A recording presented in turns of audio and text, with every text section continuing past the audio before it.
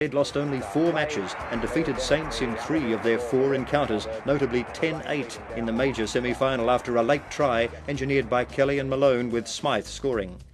But there was drama ahead on the SCG. For the 3rd successive time, West's met St George in the grand final in one of the most controversial matches ever played. Conditions were dreadful, with heavy rain and mud and more mud.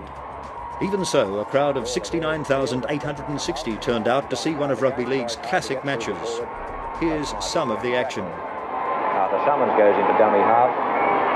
Ball going across the back line with Kelly making a barging. Now you can see the mud splashing up.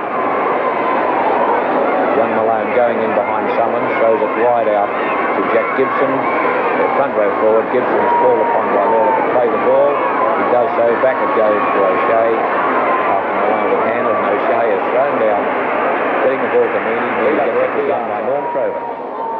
It's 3-0 as Gasnier tries. Saints score, but Gasnier's kick misses. There's the kick by Gasnier. It fails, goes to the left, and the score is 3-0. Referee Darcy Lawler had a strong influence on the game. He awarded 7 penalties against Saints and 18 against Wests, including 2 under the posts. He also famously disallowed what was widely thought to be a legitimate try to Diamond in the first half, and awarded a try to King in the second after most believed he was effectively tackled. See for yourself. He goes down the side, and King will go over here. A tackle from behind, but he's dived over, and there's a sliding try to King, which puts St George in front 8 points. Here it is in slow motion. Carriage questioning his decision, and we'll leave it to you whether King was held in those tackles or he slipped out of them without drowning the ball. Years later, here's how St George great Kevin Ryan explains his view of the controversy.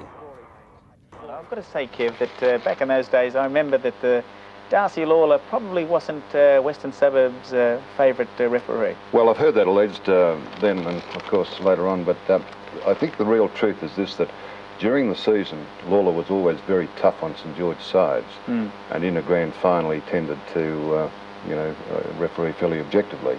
And perhaps people got the impression of the grand final, but maybe there's other explanations. Saints conceded their first grand final try since 1958, when West's centre Gil McDougall scored.